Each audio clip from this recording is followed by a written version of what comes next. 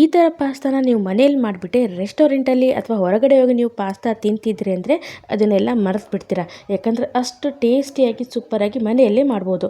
ಬನ್ನಿ ಸ್ಟಾರ್ಟ್ ಮಾಡೋಣ. ನೋಡಿ, ಒಂದು ಪ್ಯಾನ್ಗೆ ಸ್ವಲ್ಪ ಎಣ್ಣೆ ಹಾಕ್ಕೊಂಡಿದ್ದೀನಿ. ಎಣ್ಣೆಯಲ್ಲಿ ಸ್ವಲ್ಪ ಬಿಸಿ ಆದಮೇಲೆ ಇಲ್ಲಿ ಸ್ವಲ್ಪ ಈರುಳ್ಳಿನ ಹಾಕ್ಕೊಂಡಿದ್ದೀನಿ. ಇಲ್ಲಿ ನಾವು ಕ್ರೀಮ್ ರೆಡಿ ಮಾಡೋಕ್ಕೆ ಮೇನ್ ಉಪಯೋಗಿಸ್ತಿರೋದು ಈರುಳ್ಳಿ, ಅಂದರೆ ಈರುಳ್ಳಿ ಕ್ರೀಮ್ನ ಹಾಕಬೇಕಾಗುತ್ತೆ. ಅದು ಚೆನ್ನಾಗಿ ಫ್ರೈ ಆಗಲಿ. ಅಷ್ಟೊತ್ತಿಗೆ ಇಲ್ಲಿ ಪಾಸ್ತಾ ತೊಗೊಂಡಿದ್ದೀನಿ, ಅಂಗಡಿಯಲ್ಲಿ ತಂದಿರುವಂಥದ್ದು. ಇದನ್ನು ಒಂದು 2 ಸರಿ ತೊಳೆದ್ಬಿಟ್ಟು ಇದನ್ನು ಸ್ವಲ್ಪ ನೀರು ಹಾಕಿ ನಾವು ಇದನ್ನು ಚೆನ್ನಾಗಿ ಬೇಯಿಸಬೇಕಾಗುತ್ತೆ. ನೀವು ಬೇಯಿಸಿದಂತೂ ಗೊತ್ತಿರುತ್ತೆ, ಪಾಸ್ತಾ ಸ್ವಲ್ಪ ದಪ್ಪ ದಪ್ಪ ಆಗುತ್ತೆ, ಕಲರ್ ಕೂಡ ಚೇಂಜ್ ಆಗುತ್ತೆ, ವೈಟ್ ಆಗುತ್ತೆ. ಜೊತೆಗೆ ಇದಕ್ಕೆ ಸ್ವಲ್ಪ ಉಪ್ಪು ಹಾಗೆ ಸ್ವಲ್ಪ ಎಣ್ಣೆನ ಕೂಡ ಹಾಕ್ತಾಯಿದ್ದೀನಿ.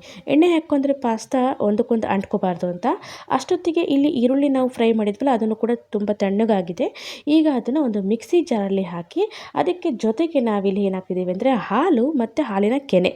ನೀವು ಫ್ರೆಶ್ ಕ್ರೀಮ್ ಬೇಕಾದರೆ ಹಾಕ್ಬೋದು. ಮನೆಯಲ್ಲಿ ಮಾಡೋದ್ರಿಂದ ನಾನು ಕ್ರೀಮನ್ನು ಹಾಕಿಲ್ಲ. ಇಲ್ಲಿ ಜಸ್ಟ್ ಇಲ್ಲಿ ಹಾಲಿನ ಕೆನೆನ ಹಾಕಿದ್ದೀನಿ. ಇದನ್ನಿಷ್ಟನ್ನು ಚೆನ್ನಾಗಿ ನುಣ್ಣಗೆ ಪೇಸ್ಟ್ ಮಾಡಬೇಕು. ಎಷ್ಟು ಚೆನ್ನಾಗಿ ಪೇಸ್ಟ್ ಆಗುತ್ತೆ ಅಷ್ಟು ಚೆನ್ನಾಗಿ ಮಾಡ್ಕೊಳ್ಳಿ, ಯಾಕಂದರೆ ಕ್ರೀಮ್ ತುಂಬಾ ಚೆನ್ನಾಗಿ ಬರುತ್ತೆ. ನೋಡಿ, ನನ್ನ ಮಿಕ್ಸಿ ಜಾರಲ್ಲಿ ಇಷ್ಟು ಪೇಸ್ಟ್ ಆಯಿತು, ಅದನ್ನು ರೆಡಿ ಮಾಡ್ಕೊಂಡಿದ್ದೀನಿ. ಅಷ್ಟರಲ್ಲಿ ಪಾಸ್ತಾ ಕೂಡ ಚೆನ್ನಾಗಿ ಬೆಂದಿದೆ. ಈಗ ಇದನ್ನು ಸೋಸ್ಬೇಕಾದ್ರೆ ಈ ನೀರು ಇರುತ್ತಲ್ಲ ಸಾಕಬಾರ್ದು. ಆ ನೀರನ್ನು ಕೂಡ ನಾವು ಪಾಸ್ತಾಕ್ಕೆ ಉಪಯೋಗಿಸ್ತೀವಿ. ಎಲ್ಲ ಅಲ್ಲ, ಸ್ವಲ್ಪನೇ ಉಪಯೋಗಿಸ್ತೀವಿ. ನೋಡಿ, ಸೋಸ್ಕೊಂಡಿದ್ದೀನಿ.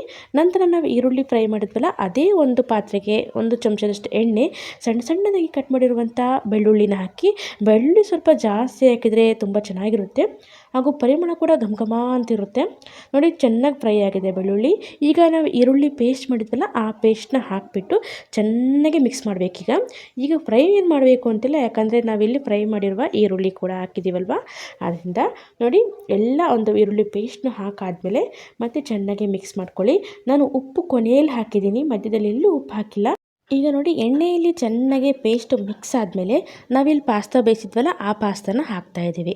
ನೋಡಿ, ಎಷ್ಟು ಚೆನ್ನಾಗಿ ಬೆಂದಿದೆ ಕೂಡ. ಜಾಸ್ತಿ ಓವರಾಗಿ ಬೇಯಿಸೋಕೆ ಹೋಗ್ಬಾರ್ದು. ನೋಡಿ, ಕ್ರೀಮ್ ಎಷ್ಟು ಚೆನ್ನಾಗಿ ಕಾಣ್ತಾ ಇದೆ. ಇದಕ್ಕೆ ಮತ್ತೊಂದು ಸ್ವಲ್ಪ ಇಲ್ಲಿ ನಾವು ಪಾಸ್ತಾ ಬೇಯಿಸಿರುವ ನೀರಿತ್ತಲ್ಲ, ಅದನ್ನು ಸ್ವಲ್ಪ ಹಾಕಿದ್ದೀನಿ. ಇವಾಗ ಇದಕ್ಕೆ ನಾನಿಲ್ಲಿ 2 ಥರ ನಾನು ಚೀಸ್ನ ಹಾಕಿದ್ದೀನಿ. ಇಲ್ಲಿ ಅಂದರೆ ಸ್ಲೈಸ್ ಚೀಸ್ ಹಾಕಿದ್ದೀನಿ ಮತ್ತು ಗ್ರೇಟೆಡ್ ಅಂದರೆ ಪೌಡ್ರ್ ಇರುತ್ತಲ್ಲ, ಅದನ್ನು ಕೂಡ ಹಾಕಿದ್ದೀನಿ. ನೀವು ಯಾವುದಾದ್ರು ಒಂದು ಹಾಕೋಬೋದು. ನಾನು ಜಾಸ್ತಿ ಕ್ರೀಮಿಯಾಗಿರಲಿ ಅಂತ 2 ಚೀಸ್ನ ಹಾಕಿದ್ದೀನಿ. ನೋಡಿ, ಒಂದು ಸ್ಲೈಸ್ ಚೀಸಲ್ಲಿ ಅರ್ಧ ಭಾಗದಷ್ಟು ಹಾಕಿದ್ದೀನಿ, ಹಾಗೂ ನಾವು ಪಿಜ್ಜಾ ಮಾಡ್ತೀವಲ್ಲ ಆ ಗ್ರೇಟೆಡ್ ಚೀಸಲ್ಲಿ ಸ್ವಲ್ಪ ಒಂದು 2 ಚಮಚದಷ್ಟು ಹಾಕಿದ್ದೀನಿ.